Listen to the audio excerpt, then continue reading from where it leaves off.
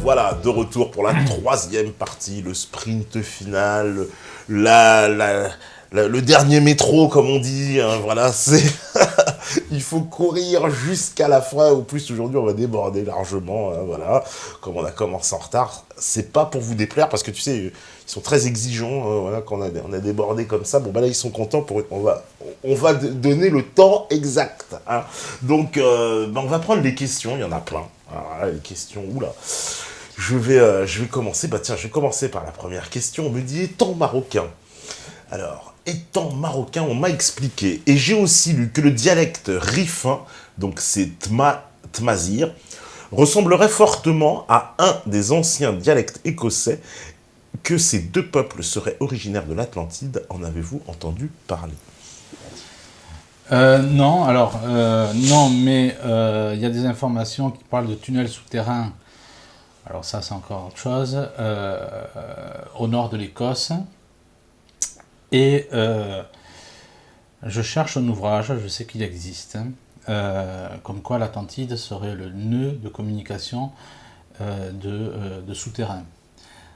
Donc, je veux dire, les techniques de construction de l'Atlantide qu'on prêterait effectivement à cette civilisation, ce serait étendu effectivement à la Terre entière, puisqu'on trouve aussi des souterrains sur toute la planète? Oui, tout à fait. On retrouve aussi une ville souterraine à Derinkuyu en Galapagos, en Cappadoce, oui. En Cappadoce, oui, en Turquie, oui. Ou qui va jusqu'à 80 mètres sous terre. Coucou à nos amis turcs. Voilà, avec un système d'aération complètement qui coupe le souffle, enfin, c'est un jeu de mots, puisque ce sont des systèmes d'aération qui vont jusqu'à 80 mètres sous terre. Oui, et puis on ne comprend pas vraiment d'ailleurs. Il semble très perfectionné. C'est tellement perfectionné qu'on n'a pas pu expliquer encore comment ça fonctionnait vraiment. Quoi, voilà. Et Derinkuyu, c'est pareil. Quand on a étudié ce lieu, on a retrouvé, soi-disant, aucune trace sur... c'est-à-dire que Derinkuyu date de mémoire de 1500 ans avant Jésus-Christ à 900 ans après Jésus-Christ. Ah oui, mais ça... Et on ne trouve pas... c'est-à-dire, quand on a étudié Derinkuyu, lorsqu'on l'a découvert, dans les années 60, on dit on n'a rien trouvé de particulier, etc. Ça retombe encore une fois sur ce que je pense, et encore une fois, parce qu'on ne peut pas tout expliquer en quelques secondes, c'est ce que j'explique dans Les Géants de l'Atlantide, dans mon livre, qu'il y a une élite qui connaît très bien l'histoire de l'humanité et qui n'en ferait pas effectivement bénéficier l'humanité, et qui mènerait des études d'archéologie, ce qui expliquerait effectivement encore une fois, ça c'est dans quel but? Parce que, alors, juste pour Derinkuyu, on avait reçu Bleuette Dio ici, elle disait que c'était une cité qui datait d'il y a 20 000 ans, au moins 20 000 ans. Oui, c'est ça. Je ne fais que répéter ce que disait Bleuette Dio. Mais enfin bon, en tout cas, c'est une cité. Mais c'est quoi l'objectif? Pourquoi nous cacher ça? Parce que je comprends pas, moi. Qu'est-ce que ça va changer de savoir qu'il y a eu une cité, voilà, même si c'était à 3000 ans, allez. Parce qu'on s'appuie sur un mensonge qui est celui de l'homme préhistorique. L'homme préhistorique n'a jamais existé. Et parce que nous sommes dans un cadre du dogme de l'évolution, où on veut à tout prix effectivement asseoir notre réflexion sur un homme qui est un homme préhistorique, abruti, hirsute, enfin je sais que tout ça, tous ces clichés. Et un homme qui aurait évolué à l'homo sapiens sapiens que nous sommes, un homme intelligent, etc. Et donc pour calquer, pour correspondre à ce dogme, à ce cliché, il faut balayer la réflexion de civilisations passées bien plus avancées que la nôtre, qui est défendue entre autres par Frédéric Soddy, dont je mentionnais le nom en début d'émission, qui était prix Nobel de chimie en 1921 et qui disait que la civilisation de l'Atlantide était bien plus avancée que la nôtre. Voilà. Et ce n'est pas le seul, puisqu'il y a aussi même un archéologue qui écrit, dont j'ai oublié le nom comme ça momentanément, qui dit que les géants ont été à la base de la civilisation la civilisation de l'humanité, enfin de la civilisation sur notre Terre. Oui. Mhm. Mais Toute l'histoire est là, en fait. Il n'y a pas à tortiller là-dessus. On veut à tout prix... c'est pareil pour l'astronomie. Si, comme le disent les psaumes, l'univers raconte la gloire de Dieu, hein, ouais. si on montre effectivement que le cosmos est quelque chose de... Cosmos qui veut dire harmonie en grec. Si on démontre l'harmonie du cosmos, hein, avec des proportions tout à fait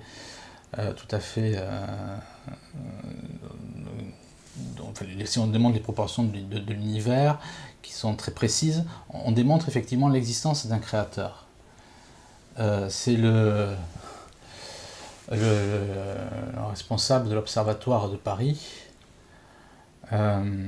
qui explique par exemple qu'il y a des temples en Égypte qui sont bâtis qui sont bâtis en démontrant les proportions de l'univers. J'ai oublié le nom encore une fois de cet astronome, mais on voit bien en tout cas que les civilisations qui nous ont précédés étaient bien plus intelligentes que la nôtre, et nous sommes dans le schéma effectivement qu'explique la Bible, c'est-à-dire un homme qui est proche de la création, hein, et un homme qui est bien plus évolué, et dont la connaissance est dégénérante, puisqu'elle est touchée par le péché. Alors, on me dit, que pense l'invité des objets animés préhistoriques? Je sais pas ce que c'est, les objets animés préhistoriques. Bon, bah alors, passer aux questions suivantes. Que pensez-vous, monsieur Glosy, des carcasses de dinosaures qui auraient été abattues par des projectiles? Donc ça, oui, c'est les fameux mammouths qu'on a retrouvés avec... alors certains tombés dans visiblement des crevasses, Ouais. en pleine digestion, Oui, tout congelés. à fait, oui. Et puis d'autres avec, on a retrouvé des balles, ouais, c'est ça Oui, on voit ça aussi, oui, c'est exact. C'est tout à fait exact, oui. Ouais. C'est tout à fait exact, oui. Ben, ça corrobore encore une fois. Il y a aussi des photos de crânes avec une balle, des crânes qu'on fait remonter à la préhistoire aussi, oui, c'est tout à fait... Il y a plein de cas comme ça, là. Alors, Laurent Glosy peut-il nous expliquer, selon l'eschatologie chrétienne, la signification de 666? Est-ce le chiffre de Satan ou de l'Antéchrist? C'est le chiffre de l'Antéchrist sur donc 3 fois 6, hein, qui est expliqué dans l'Apocalypse de Saint Jean. Il faut reprendre l'Apocalypse de Saint Jean, et ce chiffre est donné effectivement dans ce dernier livre de la Bible. Oui. Oui, il dit c'est un nombre d'hommes d'ailleurs. C'est le nombre de l'homme, en fait, l'homme qui se fait Dieu. Mais bon, je sais pas ce qu'il y a avec les 6 000 ans, 6 millions. Enfin, on lui dit bonsoir. Bonsoir Tepa, ce monsieur connaît-il la version, ce monsieur il a un prénom, il est gentil, connaît-il la version qui dit que l'homme, déjà plus intelligent que ses animaux, aurait tué les petits, au bout de quelques générations ils auraient disparu? Aurait tué les quoi? Connaît-il la version qui dit que l'homme, déjà plus intelligent que ses animaux, aurait tué les petits? C'est pas très français par contre. Laisse tomber. Moi j'ai du mal à comprendre. Alors, que pense l'invité de la datation utilisant des carottes glaciaires dans les pôles et l'étude possible des paléoclimats? Ça, parce que ça aussi, c'est pas une preuve, ça, justement, de la longévité de la Terre, puisqu'on peut remonter à des climats très anciens. Non, puisqu'on entre tout à fait dans les 6000 ans de l'histoire du déluge, et il faut aussi se remémorer les cartes de Piri Reis, qui était un général ottoman et qui, au pôle sud, démontre qu'il y a effectivement des arbres, des forêts, des rivières avant la glaciation du pôle sud. Donc on est dans ce cas-là. Tant qu'on n'accepte pas le déluge et le changement effectivement climatique à partir du déluge, on ne peut rien expliquer. On peut avoir toutes les théories qu'on veut, si on n'a pas une grille de lecture par rapport à la Bible, on s'égare dans tous les sens. D'accord. Alors là, il y a pas mal de questions. On me dit, si la pesanteur sur Terre a changé, est-ce que cela implique pour vous que la masse totale de la Terre a changé lors de ce changement de gravitation? Si oui, comment? Sinon, réfutez-vous la théorie de la gravitation de Newton? Alors la gravitation de Newton est notamment réfutée par beaucoup de créationnistes, effectivement.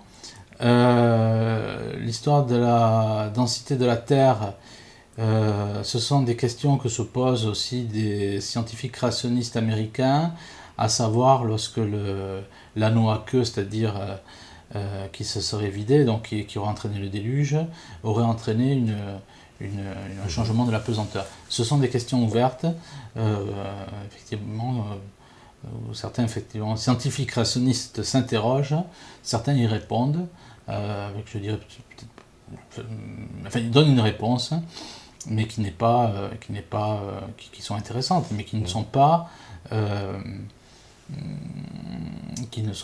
je dirais, corroborées ou admises par tous les scientifiques de bonne foi.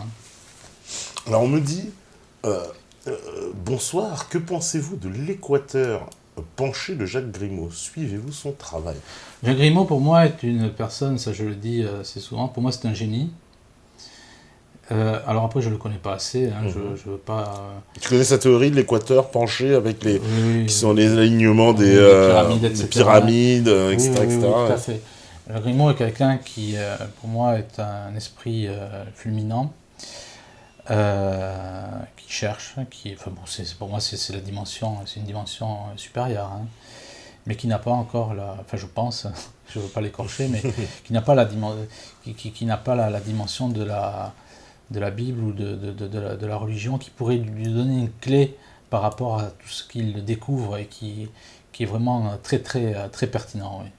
C'est quelqu'un pour qui moi, quand je vois son travail, j'ai une très grande estime pour cette personne. Oui. Alors on me dit, comment s'articule, notamment chronologiquement, la Bible et l'épopée de Gilgamesh? Puisque l'épopée de Gilgamesh est censée être avant la Bible, et la Bible est censée s'en inspirer, selon les travaux de Zecharia Sitchin, entre autres. Oui, Zecharia Sitchin. Entre autres. Tu n'aimes pas beaucoup Zecharia Sitchin? Non, pas du tout, parce que quand il dit que la Terre, ou que l'homme a été créé par... une race reptilienne, où il parle de la 10e planète et des Anunnakis, qui seraient des extraterrestres. Ça, c'est un mensonge que pratiquent les kabbalistes. Les Anunnakis sont les 7 gardiens de l'enfer dans la civilisation de Sumer. Et les extraterrestres n'existent pas, mis à part, pour moi, les anges et les démons. Et on essaie donc par une pseudo-culture, une fausse culture extraterrestre, de faire des habits neufs avec des vieilles idées. Les vieilles idées étant effectivement les religions, les croyances, on va dire, les croyances païennes, etc., etc. Donc c'est un moyen, ça je l'ai souvent dit, de kabbaliser la société, oui, tout à fait. Après, pour répondre à cette question de manière précise, il y a quand même il y a un lien, quoi. C'est pour ça qu'il est établi, puisque ça a été établi, quand même. Il y a beaucoup de faits dans le Gilgamesh, dans les poètes de Gilgamesh, qui sont, à propos des géants, etc. Voilà, le déluge y est, le jardin d'Éden, le machin, il y a tout un tas d'allégories, même Noé, machin, etc. Tout à fait. On a même ça aussi sur les légendes indiennes. Voilà. Donc ça revient à notre discussion de première partie, tu vois, sur le fait que est-ce que les religions, ce n'est pas une religion se crée pas sur le socle d'une autre finalement, quoi. Est-ce que le catholicisme, la chrétienté, héritait elle-même d'un judaïsme, héritait elle-même peut-être de choses plus anciennes. La différence, c'est que le christianisme est annoncé par les prophéties, les dernières étant celles d'Isaïe, 300 ans avant le Christ, où tout était dit, je dirais, sur sur le Christ, sur sa crucifixion, etc. etc. Encore une fois, il faut revenir sur des périodicités beaucoup plus crédibles, qui vont à contre-courant effectivement de tout ce qu'on veut nous faire avaler, et à partir de là, tout s'explique. Alors, on me dit... bonsoir Monsieur Glosy, êtes-vous au courant que l'arche de Noé a été découverte à plus de 4700 mètres sur une montagne en Turquie? Le mont Ararat. Ah, le mont Ararat, effectivement. Oui, tout à fait. Alors, qu'en pensez-vous? Mais j'en pense que la première expédition officielle a été celle de Nicolas II, qui a envoyé des scientifiques étudier l'arche de Noé, parce que ça appartenait au territoire russe à l'époque, et cette expédition a été interrompue et arrêtée parce que il y avait la révolution russe, les bolcheviks sont arrivés au pouvoir.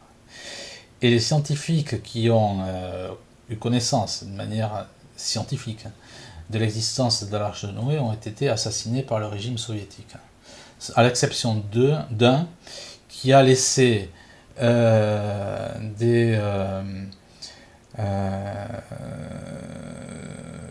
des écrits, même des documents, photos ou autres, qui ont été publiés dans les années 20 par un journal de Russe blanc aux États-Unis. Voilà, donc, mais après il y a eu plusieurs expéditions, il y a eu, je crois il y a 10 ans, ce sont même des scientifiques italiens qui sont allés qui ont étudié l'arche de Noé sur place. Il y a même une personne, le sergent Ed ou autre, qui a été soumis au détecteur de mensonges, et on s'est rendu compte effectivement qu'il racontait la vérité sur l'existence de cette arche. Mais chaque fois, on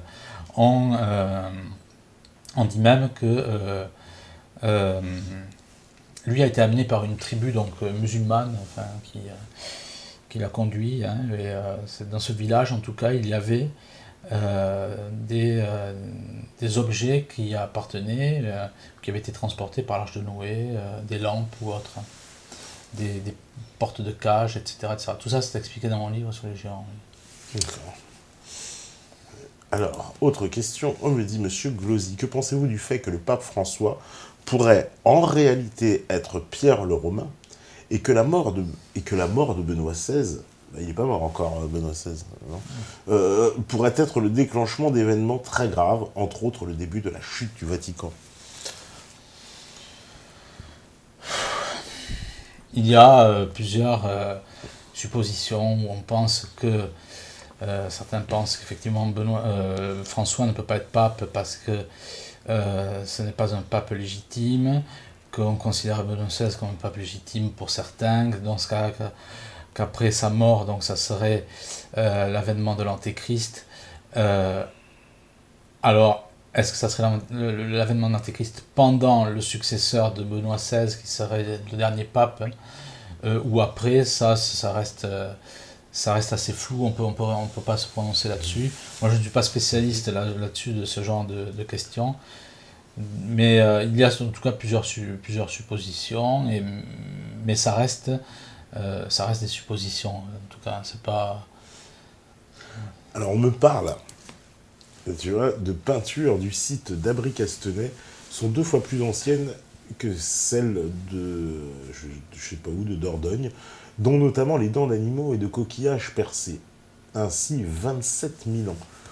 Ils disent que donc c'est ce qu'on a retrouvé là-bas, ça a été âgé, soi-disant, de 27 000 ans. Oui, alors comment eux, ils font pour âger un truc de 27 000 ans aussi? Mais on en parle... Il y a un livre qu'il faut lire, qui n'est pas le mien, qui s'appelle L'imposture du carbone 14, où tout est expliqué. Par exemple, pour prendre un autre cas, c'est quelqu'un qui mange des crevettes et qui passe ses crevettes au carbone 14 et au potassium argon. Et les crevettes ont tantôt 100 000 ans avec une technique de datation, et avec l'autre, les crevettes ont plusieurs millions d'années, quoi.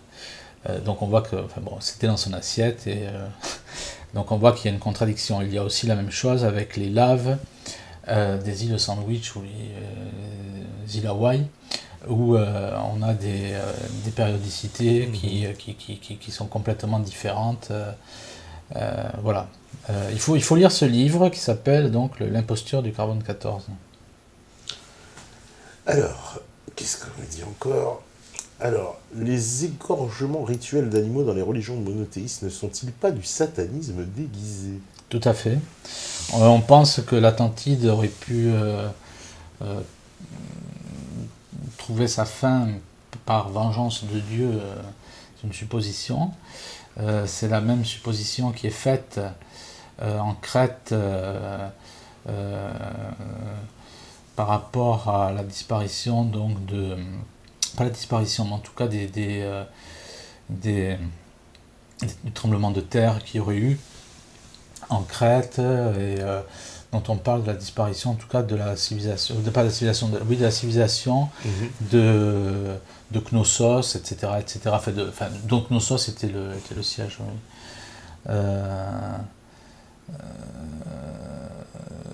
Mais en tout cas, oui, ce sont des suppositions qui sont tout à fait logiques. Quand même. Alors, on me dit, lorsque tu parlais de Padre Pio, comment expliques-tu le pranisme, ni manger ni boire, des personnes qui ne mangent pas d'hostie? Puisque c'est un peu une forme de pranisme, c'est vrai. Est-ce que tu expliquais qu'ils mangeaient que des hosties, ils mangeaient rien, ils buvaient rien? C'est le fameux pranisme, on se nourrit de lumière, je crois, hein, c'est ça, on m'avait expliqué cette chose-là. Oui, après, bon, il faut voir jusqu'où c'est fait. Est-ce que c'est pas... Alors là, on va m'accuser de mauvaise foi, mais bon, est-ce que c'est... le cas de Padre Pio était tout à fait avéré, puisque ça s'est fait donc, sur très très longtemps. Hein. Après, il faut voir, c'est comme une putréfaction des corps, on dit que ça s'est passé aussi avec des moines bouddhistes. Il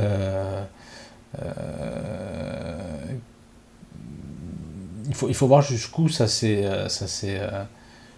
de quelle manière ça a existé. Il faut vraiment étudier le cas, quoi. Internet ne suffit pas, quelques images ne suffisent pas, quoi. Alors, autre question, c'est vrai, d'actualité, j'ai envie de dire. On me dit des milliers d'enfants de migrants ont disparu ces derniers mois. Oui. Pensez-vous que ce sont ceux qui organisent ces migrations qui en profitent pour se servir?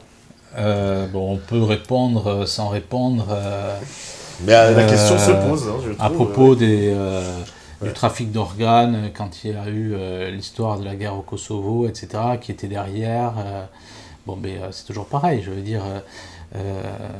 On n'aura jamais de réponse sur ce genre de choses, et celui qui apportera une réponse, comme par hasard, ce sera une personne qu'on retrouvera dans un cercueil ou je schématise, mais bien entendu que la question peut se poser après.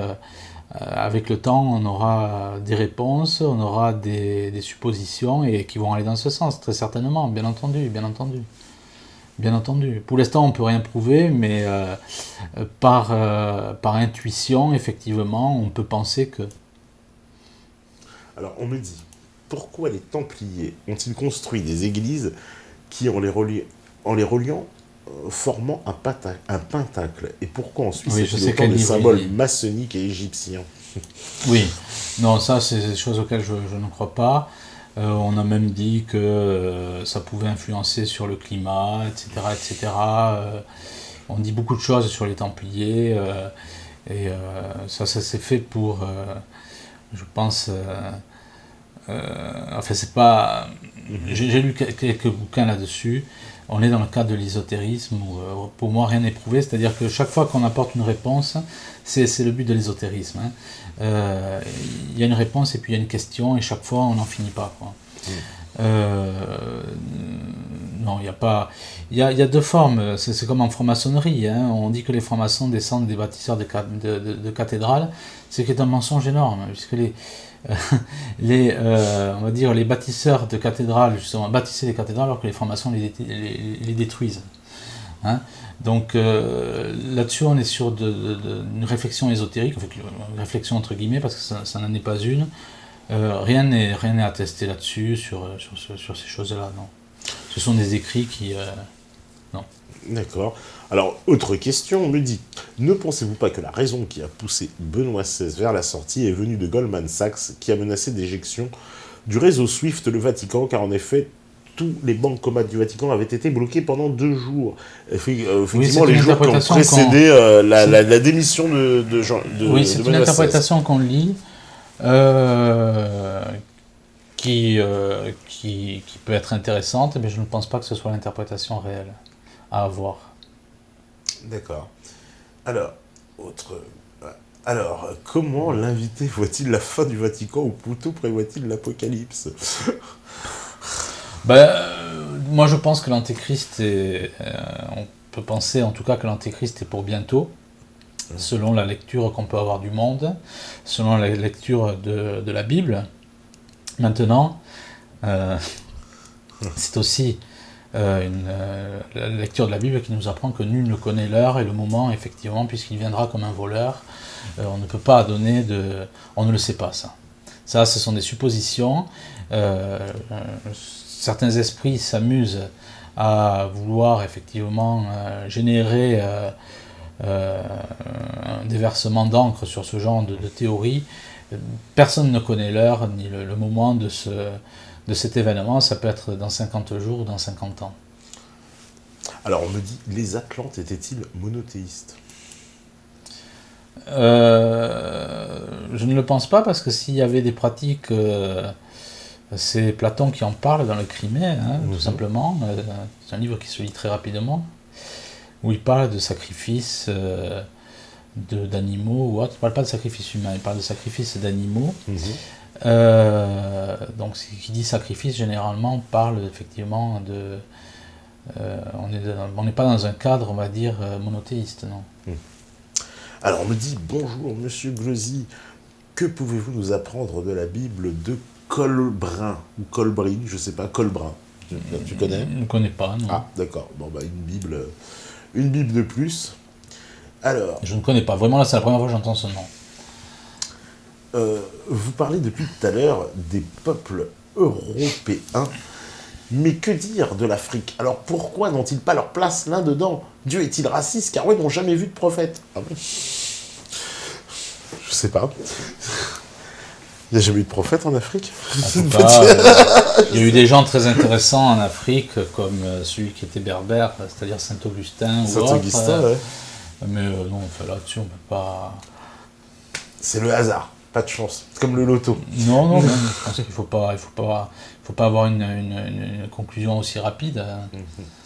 Alors on me dit autre chose. On me dit, que pense l'invité et quelle est sa position actuelle, quelle est la position actuelle des catholiques vis-à-vis de certains passages bibliques concernant les sacrifices? Les premiers écrits du Lévitique décrivent les déroulements d'holocaustes d'animaux. Le but est clairement expiatoire. Il me semble à savoir verser un sang pour racheter une faute. Oui.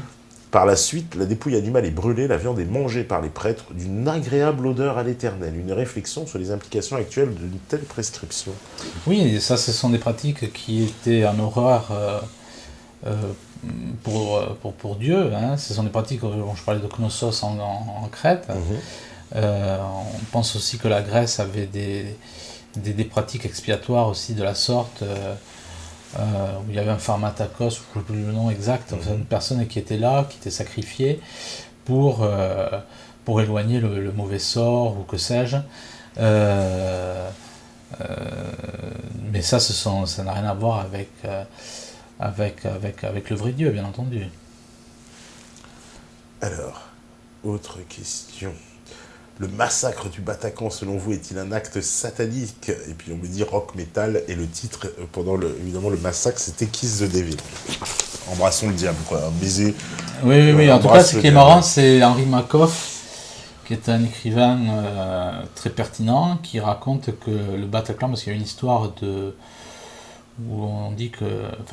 Henri Makoff écrit que le Bataclan a été vendu par ses propriétaires israéliens le 11 septembre. Et on se rend compte que les attentats de Bruxelles se sont produits, notamment un à 9h11, 130 jours après les attentats de Paris. Donc pour moi, je ne crois absolument pas, ça je le dis toujours, à la piste musulmane. Les musulmans ne font pas d'actes terroristes. J'explique ça, je parle Ouais. du contrôle mental, etc. C'est organisé, oui, pour moi, par des satanistes. Alors, qu'est-ce qu'on me dit encore? Euh, Bonsoir. Quel lien y a-t-il entre les jeux de pouvoir aux différentes époques, pharaons, seigneurs, familles, Illuminati? C'est vrai que ces gens-là, si Oui. cette secte elle remonte à longtemps, en fait, il veut Ça, dire c'est est-ce que les intéressant. connexions, elles sont Oui. depuis longtemps? Ben, c'est très intéressant parce que les francs-maçons ou tout ce qui est satanique s'intéressent à Sumer et à l'Égypte. Ouais. Et j'en reviens à Cham parce que on pense que Cham pouvait être le porteur, le connaisseur de pratiques magiques qui, d'avant le déluge. Donc une magie beaucoup plus forte. Et il est possible, Une espèce de super magie. si on veut, on peut penser que, notamment, cette magie, certains secrets seraient donnés par les dimensions, par des secrets de construction de certaines pyramides. En tout cas, Sumer, dont on ne connaît pas l'origine de la civilisation, ça je tiens, il y a des suppositions, mais on ne connaît pas d'une manière précise. Ce sont des régions effectivement qui ont été connues par les fils de Noé, les trois fils, et Cham effectivement serait le porteur de ces connaissances-là. C'est pour ça qu'il y a un lien quand on parle de satanisme. Les Illuminati sont effectivement les représentants. C'est Guicard qui parle de cela dans Pion sur l'échiquier, où il dit que les Illuminati ont été créés parce que le démon a besoin donc d'une. C'est Guicard qui parle de ça une fois de plus, donc il était officier de la marine canadienne, et qui écrit donc en 1905 dans ce livre que les Illuminati ont été créés par Satan pour pouvoir effectivement conduire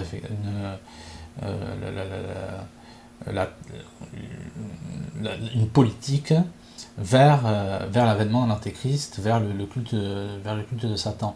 Donc tout ça c'est lié avec effectivement avec la civilisation de Sumer, avec l'Égypte, où il y avait des faux dieux, et tout est lié. Oui, Ah oui, mais alors l'Égypte, les faux dieux. non, parce que je Ça- parle c'est- de tu sais que ça dieux. c'est. Mais Je parle de lieux qui avaient des pratiques démoniaques avec la magie. Mais est-ce que les religions, en particulier justement la chrétienté, et après également l'islam, et puis on peut le dire aussi dans le judaïsme, est-ce qu'il n'y a pas une intention un peu de jeter un peu l'opprobre sur les petits copains qui précèdent pour asseoir sa propre autorité? Non, parce que là, il ne s'agit pas d'un dieu qui est révélé, où on n'a pas. Ce sont des personnes donc, qui s'attribuent par des pouvoirs magiques, donc je pense au pharaon, une autorité et une adoration. C'est tout à fait différent.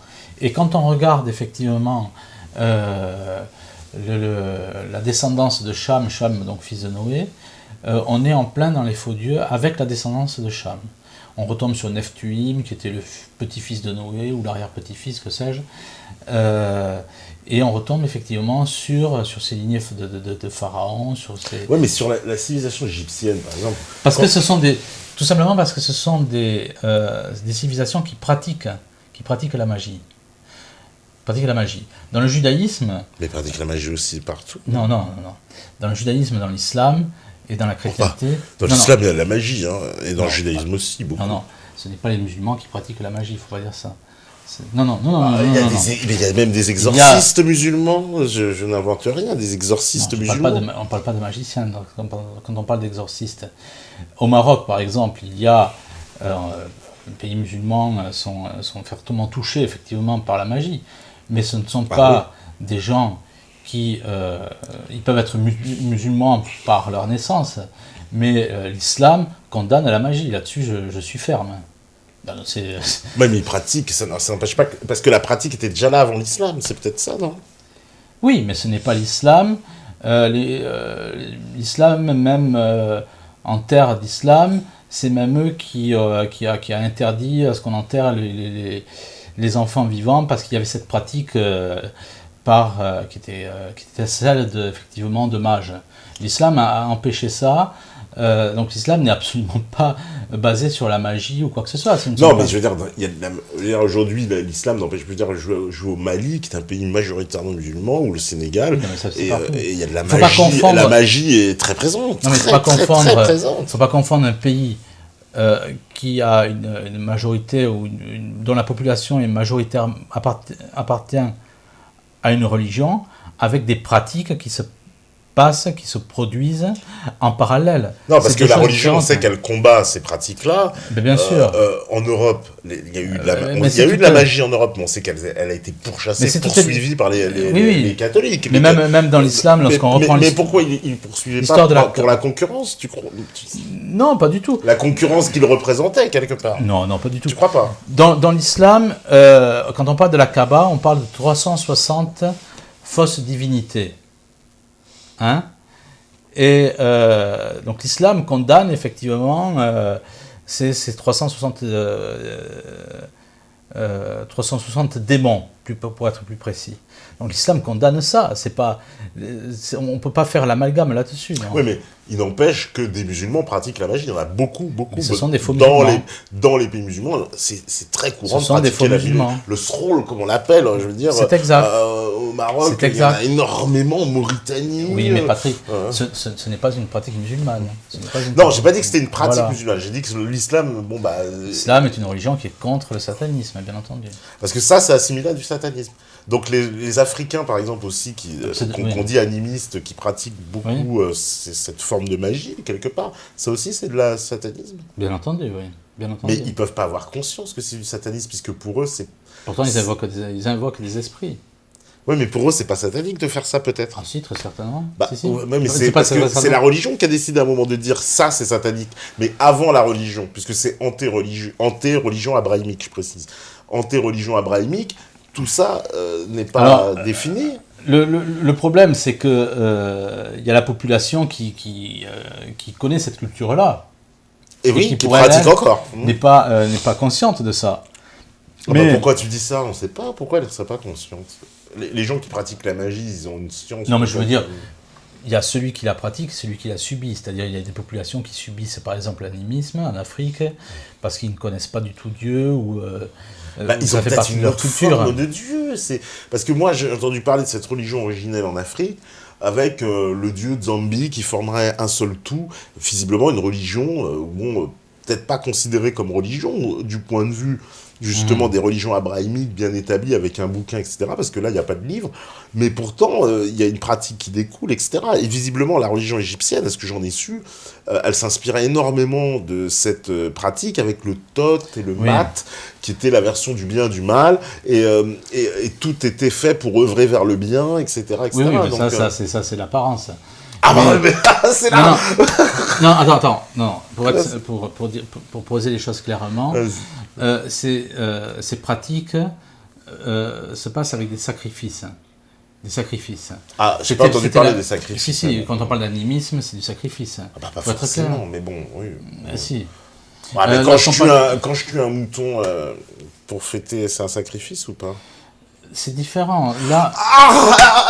alors, comment ça? C'est différent. Si je vais tuer un mouton, t'es d'accord que c'est un sacrifice? Tu peux pas me dire que c'est...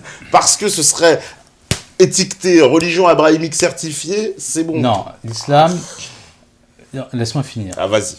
L'islam sacrifie effectivement un mouton pour commémorer, entre guillemets, le sacrifice que Dieu demandait à Abraham. Voilà. Mais ce n'est pas pour invoquer des esprits. Ça n'a rien à voir. Ça n'a rien à voir. Dans le sacrifice... C'est pour faire plaisir à Dieu.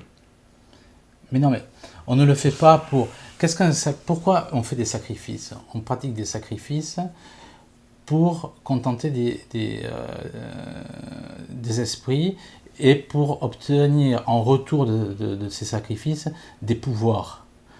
Dans les religions, je dirais, comme celle de l'islam, qui pratiquent effectivement le sacrifice du mouton, c'est pas pour s'attribuer, bien entendu, les forces d'esprit ou des choses comme ça n'a rien à voir. Oui, mais je pourrais prendre ça, alors d'un point de vue philosophique, je tue ce mouton pour m'accorder les faveurs d'un dieu.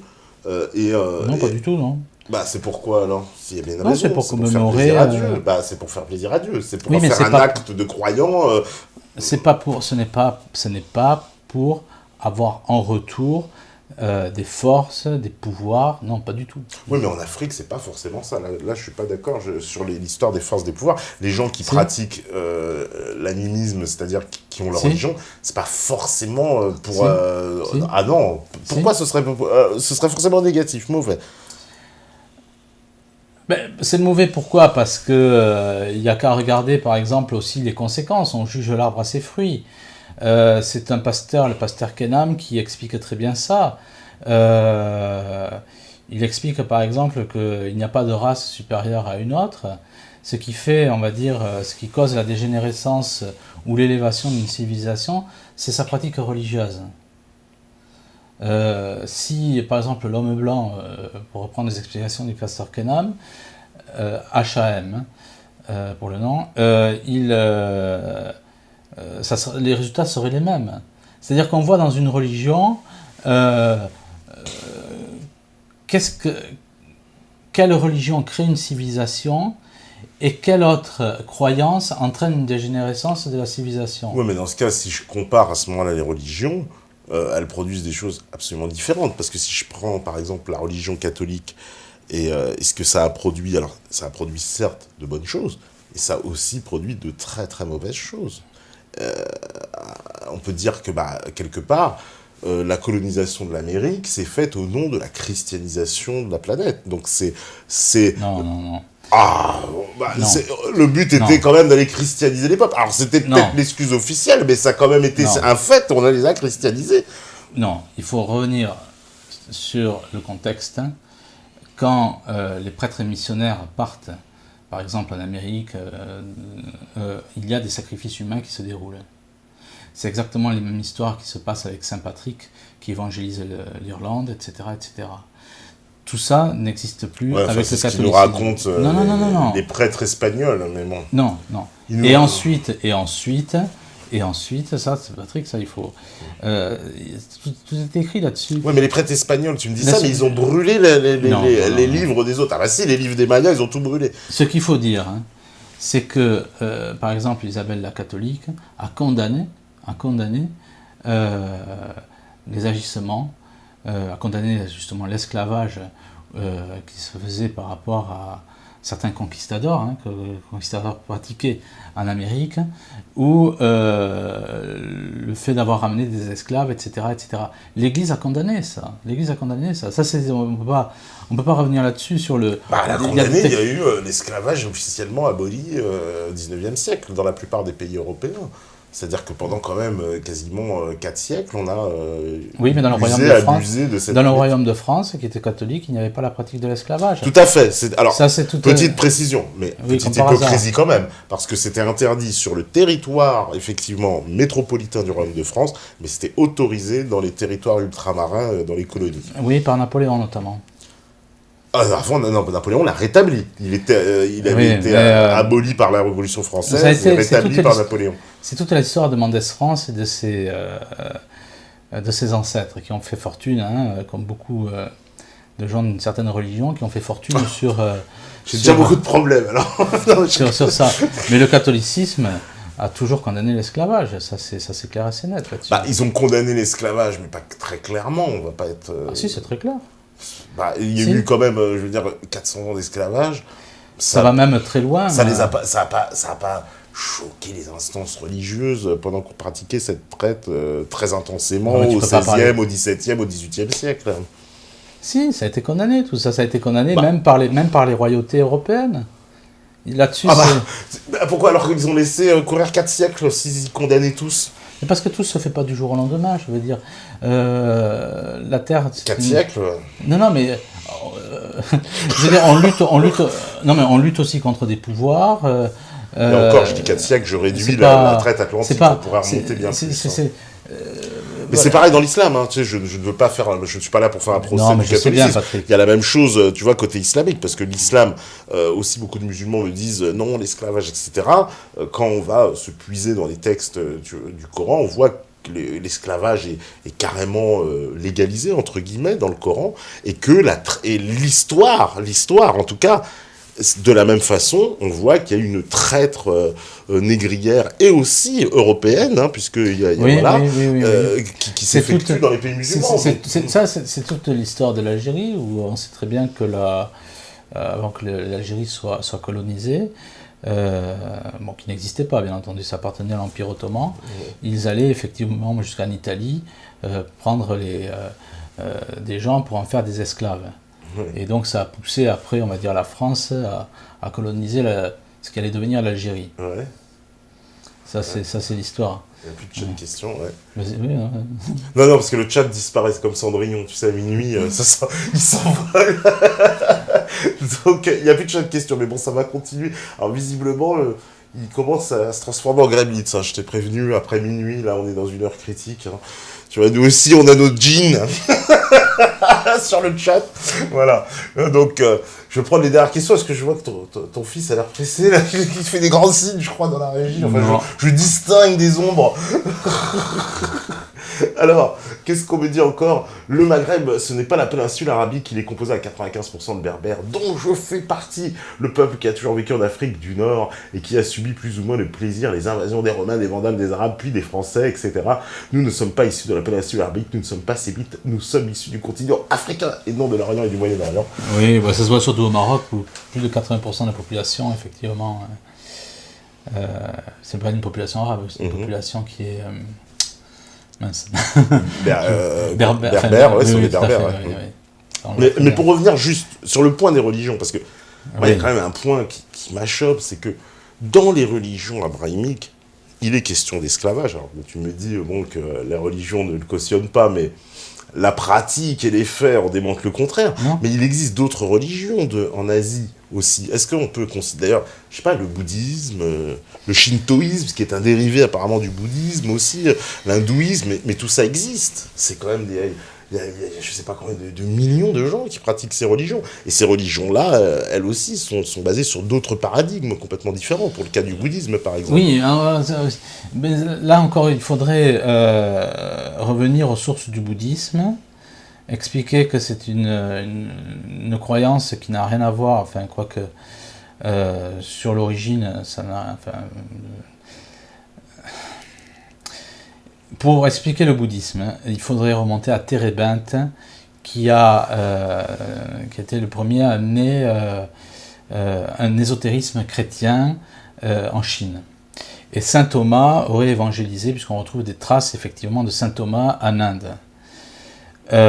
Tu parles du shintoïsme. Le shintoïsme est fortement imprégné de christianisme, qui est au Japon. Ce qui est intéressant pour le bouddhisme, on prétend que le bouddhisme remonte 6 siècles avant Jésus-Christ. Or, en fait, les premières traces qu'on trouve du bouddhisme, c'est 2 siècles. Les premières traces remontent du 2e siècle après Jésus-Christ. Ça n'a rien à voir avec une religion comme celle de l'islam, ou celle du catholicisme, ou celle du judaïsme de la Bible. Du judaïsme de la Bible. Je ne parle pas du judaïsme d'aujourd'hui, qui est un judaïsme qui n'a rien à voir. Donc le bouddhisme, c'est encore autre chose. C'est autre chose. On ne peut pas tout confondre avec mettre toutes les croyances au même niveau. Ah mais pourquoi? Parce qu'il a le même rôle, le bouddhisme. Tout à l'heure, tu as parlé de ce rôle de régulation que pouvaient avoir les religions sur le parce pays. Que le bouddhisme n'empêche pas. Pour le bouddhisme. Parce que le bouddhisme n'empêche pas justement les superstitions. Le bouddhisme n'a pas empêché c'est peut-être plus tolérant. Non, le bouddhisme... Non, je ne parle pas de tolérance. Hein. Le bouddhisme n'a pas, par exemple, empêché le cannibalisme, les superstitions, par exemple, avec les sépultures. Attends, empêcher le cannibalisme, c'est-à-dire quoi, qui condamne pas le cannibalisme, tu veux dire? Ah, ben là, j'ai écrit un livre sur la Chine, qui est le tout petit livre qui est là, où il faut se replonger sur les témoignages de prêtres jésuites ou de missionnaires qui sont partis en Chine dans les années, au 19e siècle, et qui raconte ce qui se passe avec les pratiques religieuses, etc., etc., etc.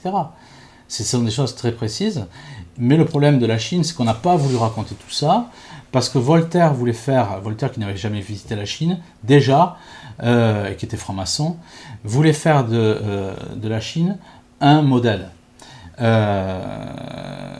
Et on a toujours, l'Église moderne, enfin la fausse Église moderne, a toujours voulu présenter aussi ces civilisations sous un bon jour, sous un jour positif, quitte à le tronquer de certaines réalités, pour le présenter à l'Occident.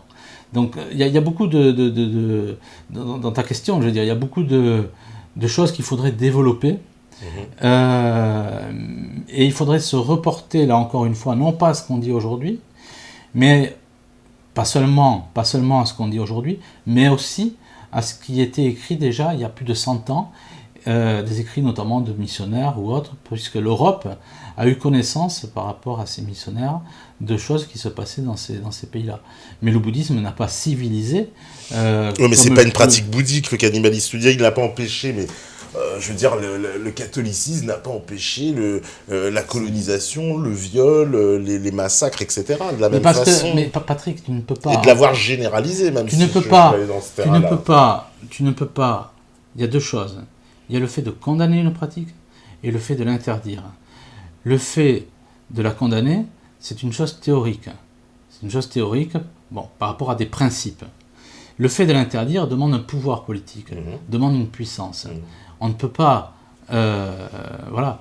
Donc, on ne peut pas évangéliser la terre entière si on n'a pas le pouvoir, un certain pouvoir. C'est impossible. Donc, on ne peut pas mélanger la théorie, ou du moins ce qui est fait ce qui est présenté dans un dogme religieux, avec ce qui n'a pas été fait parce qu'il n'y avait pas les moyens pour le faire. Mais par exemple, tu sais, tout à l'heure on peut parler justement des religions. Les dernières questions, je les rassure. Par exemple, sur le catholicisme, justement. Le catholicisme, il y a des endroits, on sait, de la planète, où il s'est mélangé avec une culture. Alors, par exemple, tiens, je prends le cas du Brésil, où ils ont une version de leur catholicisme très propre à eux. Alors, ça, c'est aujourd'hui, hein. Oui, c'est aujourd'hui, mais en même temps, le catholicisme, il a été importé au Brésil très peu, je veux dire, depuis le XVIe siècle, oui. Je veux dire, avec les premiers conquistadors, et en amenant, évidemment, avec eux les esclaves noirs qui, eux, avaient amené leur religion, je vais prendre le terme, d'Afrique, avec leurs coutumes, leurs croyances, etc. Ils ont fait un mix des deux. Tu trouves cette version-là, et il n'y a pas qu'au Brésil, il y avait d'autres pays aussi où on trouve le même mix. Mais on retrouve la même chose aussi, pour pas aller aussi loin et pour abonder dans ton sens, en Roumanie, où par exemple il y a des pratiques, donc c'est un pays orthodoxe, où par exemple une personne qui est accusée, ou qu'on pense est une personne qui est un vampire, on ne va pas l'enterrer à 1,50 m, mais on va l'enterrer par exemple avec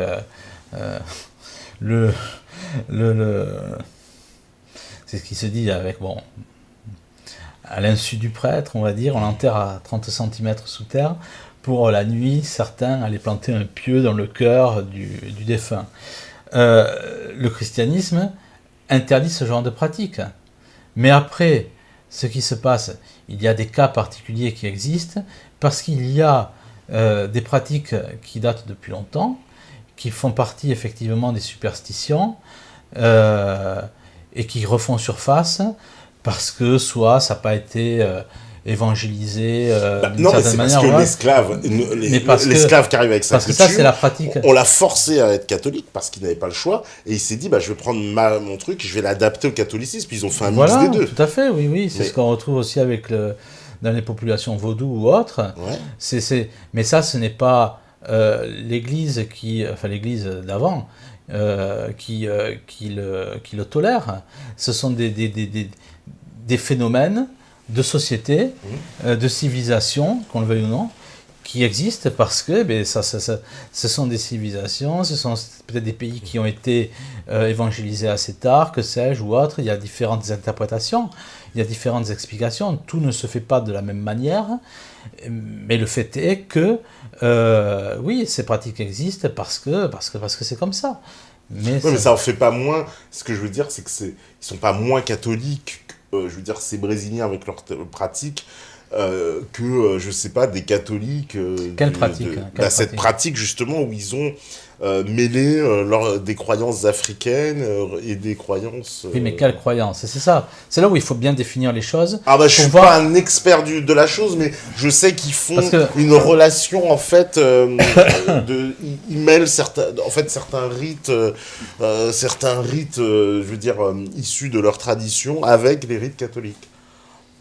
Oui, mais après, si ce sont des rites qui s'opposent à la religion catholique, on est forcé de constater que si dans l'absolu, si une chose existe et qu'elle est mélangée avec son contraire, donc cette chose est diluée, donc par principe de déduction, ça veut bien montrer que nous avons affaire à une édulcoration du dogme premier, on va dire, du dogme originel. Oui, mais qui pratique encore un catholicisme original? Puisque le catholicisme, c'est tellement ça, c'est encore un autre, partout, ça, c'est encore un autre débat.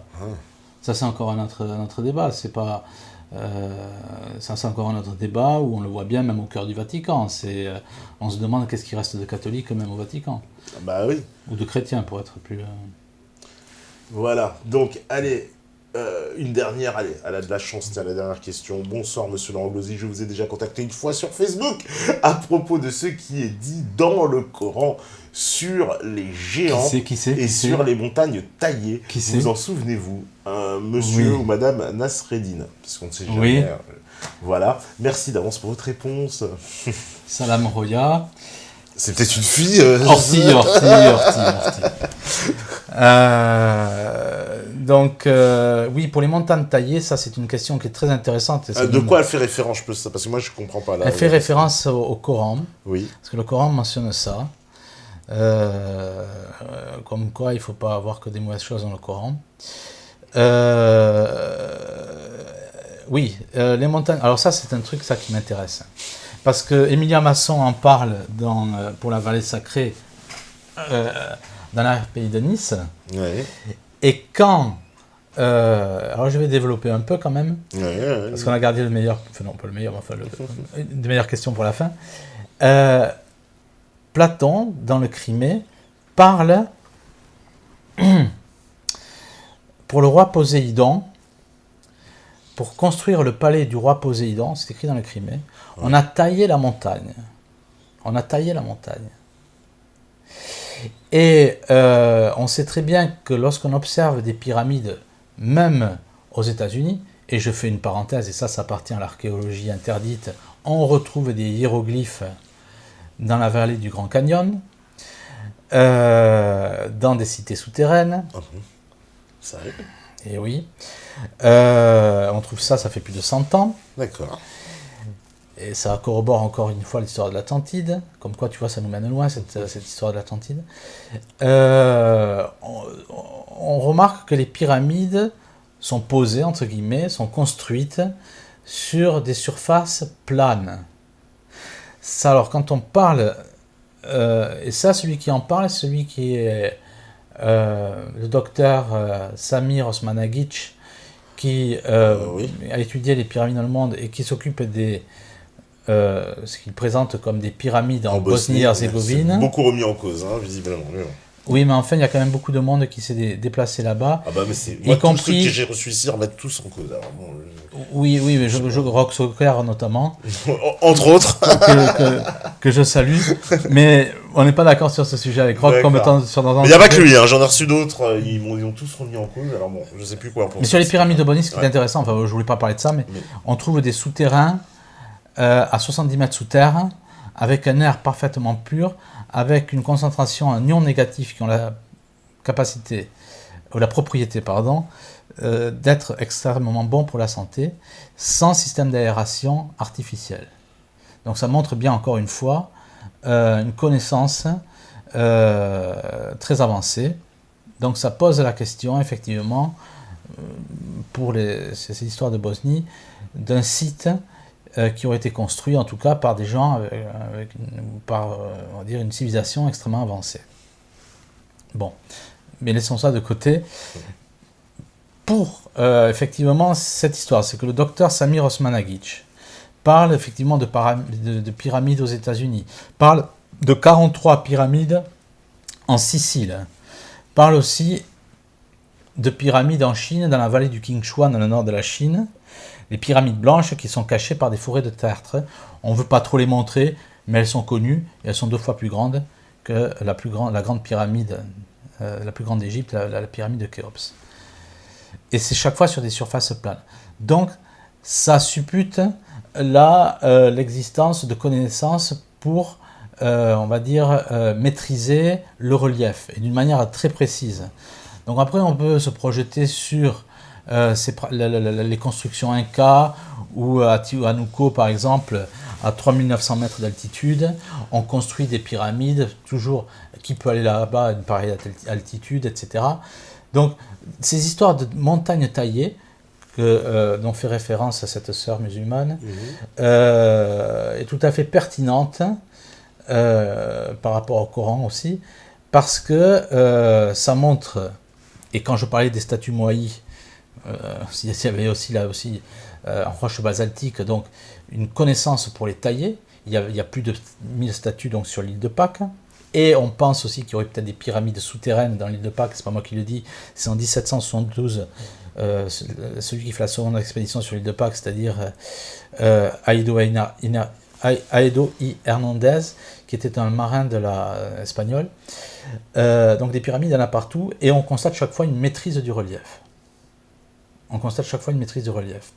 Et pour la petite histoire de Poséidon, Poséidon avait un petit-fils qui s'appelait, alors Poséidon, roi de l'Atlantide, dont parle Platon. Ce qui est intéressant, Poséidon, roi de l'Atlantide, avait un petit-fils dont j'ai oublié le nom, mais qui était le chef de la civilisation des Phaéciens, dont on dit que les Phaéciens étaient des géants. Mais on ne dit pas si le petit-fils de Platon, de Poséidon était un géant. En tout cas, je pense, il était le chef d'une civilisation de géants. En tout cas, quand on fait le lien avec l'Atlantide, on retombe encore sur les géants. Il y a des écrits, là aussi, que je reprends dans mon livre sur les géants, où c'est un archéologue qui dit que les géants ont été des civilisateurs, donc ce que je disais en début d'émission, étaient des civilisateurs, et que ces civilisateurs, ces géants, étaient aussi sur l'Atlantide. Ce qui est intéressant, c'est que Platon parle de grandes constructions, de fossés, quand on les ajoute les uns aux autres, faisait plus de 1000 km sur l'Atlantide. Ce sont des constructions gigantesques parce que c'était au milieu de l'océan aussi, on parle de 3 fossés ou 3 pour évacuer l'eau, je ne sais quoi. Oui, des anneaux, ouais. Oui, et donc on voit effectivement des constructions gigantesques. D'accord. Donc mais on les a pas retrouvées, ces constructions, parce que 1000 km, on devrait pouvoir les repérer quand même, par satellite, par quelque chose. Oui, mais Platon en parle parce que son grand-oncle avait visité, tant que je me souvienne, des prêtres égyptiens, donc, qui avaient connaissance de l'histoire de l'humanité, qu'ils avaient écrit effectivement donc sur des temples avec des hiéroglyphes, etc. Mais on retombe en tout cas sur les géants. Oui, mais en tout cas on retrouve ça, c'est tout l'objet de mon livre sur les géants, des traces de l'Atlantide, des traces qui ressemblent effectivement aux pyramides Inca, et je me base pas sur des ésotéristes, mais je me base sur des scientifiques qui parlent de ça. Donc c'est tout à fait pertinent. Le Coran parle tout à fait de quelque chose d'intéressant. Et ben c'est en plus un garçon, je crois, il a précisé. Mais pas de majuscule, mon ami. Donc, Bon. voilà. Et ben écoute, Laurent, merci beaucoup d'être venu à Meta TV. Merci, enfin, on a merci, pu faire Patrick. un direct, tu vois. Là, Oui. là, on a pu faire un direct. On a réussi à contrecarrer l'œil. Hein. Ça a duré qu'1 heure cette fois. Et Hamza Fanik, comme disent les musulmans. Et on a réussi à le contrer. Et ben écoute, Laurent, avec plaisir, tu reviens ici, pas de problème. C'est vrai ? Ah bah oui, écoute. Pas de problème. Au moins, Bon. on passe de très très bonnes soirées, tu vois. Ah, c'est vrai, ça. Et je pense que aussi, enfin j'imagine, à moins que ils vont encore, parce que là ils sont transformés mi-gremlins, là, tu sais, à cette heure-là, je les sens, tu vois, c'est un peu, c'est un peu toi comme avec ton, c'est quoi, c'est un foulard, c'est un kéfier. C'est un kéfier. J'aime particulièrement le Les kéfier. muslims Mikato. Non, c'est quoi. Ah non, il est tout à fait Non, je musulman. J'ai Je vais une, faire beaucoup d'amis, moi aussi. j'ai une forte amitié pour les musulmans. Et bon, le kéfier me plaît aussi pour différentes raisons. Mais enfin bon, ça c'est encore un autre débat. Je suis très voilà, je ne suis pas musulman, mais je suis très attiré par le monde le monde arabe, parce que pour moi c'est un monde qui est d'un raffinement tout à fait ignoré en Occident. Oui. Là, tu viens de te rattraper 15 milliards d'amis. Bon, bah, c'est bien. Donc, Ça finit sur une bonne note, sur ces belles paroles.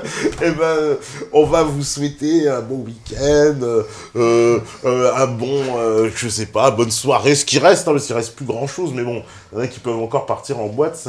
C'est un peu l'heure. Faire un Ça after. y est, Pépin, il commence à dénigrer. Je dis, moi aussi, je me transforme en l'église, il est temps qu'on arrête. Donc, merci à la régie, merci au modérateur. Il en reste plus que 2, Ozzy et Sage, ça va, ils sont sages. Voilà, et puis les métanotes, ceux qui ont réussi à rester jusqu'à 1h22, tu te rends compte. Donc, eh ben, merci à vous, merci. Voilà, un petit coucou aussi à ton fiston, on peut lui passer le bonjour. Hein, spécial dédicace, comme on dit chez nous. Et puis, voilà, on va se retrouver lundi, et puis ça va être reparti. Je crois que c'est Alain Benajam, donc ça va vous plaire. Commencez pas à troller. Il n'est pas encore là. Voilà. Et sinon, je n'aurai qu'un mot à vous dire. Vous le savez très bien. Si vous écoutez ce message, forcément, on est en France et c'est que vous êtes la résistance. Ciao, ciao, ciao.